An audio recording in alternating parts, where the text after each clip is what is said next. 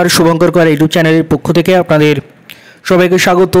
দুপুরবেলা আমি দেখিয়েছিলাম একটা পোস্ট আপনাদের, সেখানে আমাদের স্টুডেন্টরা অনেকেই কোর্টে গেছিলেন উইথ অ্যাডভোকেট, যে আজকে কেস উঠবে সেই আশা নিয়ে।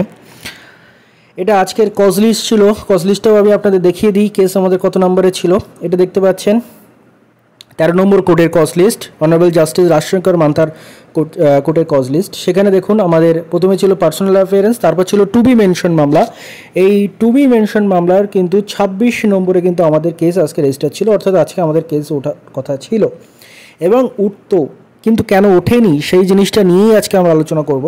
এই দেখুন কেসের নাম্বার, যারা এই কেসটাকে ট্র্যাক করতে চান তারা একটু দেখে নিতে পারেন।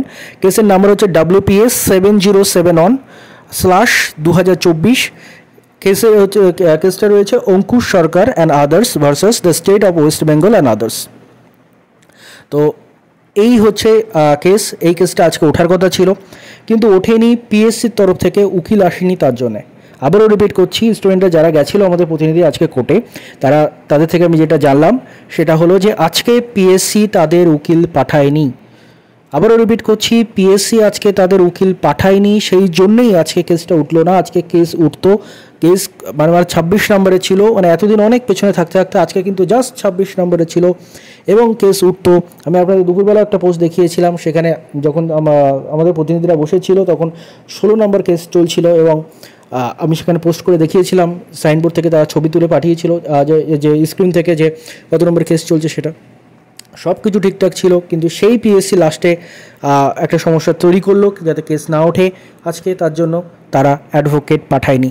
এবার কি হবে যেটা যতদূর আমি জানতে পারছি যারা গেছিলো তাদের থেকে, যে আজকেই নোটিশ যাবে পিএসসিতে এই ব্যাপারে যে তারা কেন অ্যাডভোকেট পাঠাননি সেই ব্যাপারে। এবং বারবার যদি এই জিনিসটা হয়, মানে পিএসসির তরফ থেকে অ্যাডভোকেট না থাকে, তখন সেটা জাস্টিস মান্থার উপরে ডিপেন্ড করবে, অনারেবল জাস্টিস মান্থার উপরে ডিপেন্ড করবে। হয়তো বা এমনও হতে পারে বারবার যদি পিএসসির অ্যাডভোকেট অনুপস্থিত থাকেন, সেক্ষেত্রে হয়তো এমনও হতে পারে শুধুমাত্র আমাদের পক্ষের অ্যাডভোকেটের মামলাটা শুনে হয়তো কোনো ডিসিশন আসতে পারে, এমনটাও হতে পারে। যদি বারবার এই একই জিনিস পিএসসি পুনরাবৃত্তি করে, অর্থাৎ একই জিনিস বারবার তারা করে, অর্থাৎ বারবার তাদের উকিল অনুপস্থিত থাকে বা তারা এই কেসটাতে অসহযোগিতা করে। তো এটাই বলার, ধৈর্য ধরুন, আজকেই আমাদের কেস উঠতো। অলরেডি সকালের একটা বিরাট রায় আপনারা দেখেছেন, যেটা পুরো দেশ নাড়া দিয়ে গেছে, যে দুর্নীতির বিরুদ্ধে প্রতিবাদ করলে, আন্দোলন করলে দুর্নীতির বিরুদ্ধে জয় সম্ভব, দুর্নীতিবাজদের রুখে দেওয়া সম্ভব, এটা প্রমাণিত। এবং আমাদের বিশ্বাস যে আমরা এটার ক্ষেত্রেও দুর্নীতিবাজদের রুখবো, তাদেরকে শাস্তি দেওয়ার চেষ্টা অবশ্যই করবে সবাই। আপনারাও পাশে থাকুন, আপনারাও যেভাবে পারেন সেভাবে কিন্তু এই আন্দোলনে পাশে থাকবেন। কথা এটাই, আবারও রিপিট করি, আজকে পিএসসির অ্যাডভোকেট অনুপস্থিত ছিলেন, যার জন্য আজকে কেসটা ওঠেনি।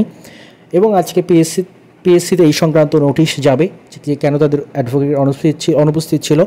এবং পরবর্তীতে আজকের কজ লিস্ট একটু পরেই আপলোড হবে, তো সেটাতে আগামীকাল আমাদের কেসটা সেই লিস্টে থাকছে কিনা সেটা দেখতে হবে।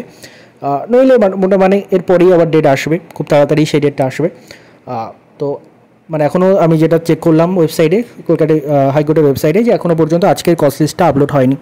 তো 8টা, 8:30, 9টা এরকম টাইমে আমি আরও চেক করবো যে সেখানে কজ লিস্টটা আপলোড হচ্ছে কিনা এবং সেখানে আগামীকাল আমাদের মামলাটা থাকছে কিনা সেটাও আমরা দেখব। তো এটাই বলার যে পিএসসির তরফ থেকে অসহযোগিতা করা হলো এই মামলায়, তাদের অ্যাডভোকেট উপস্থিত থাকলো না। ধন্যবাদ আপনাদের সবাইকে।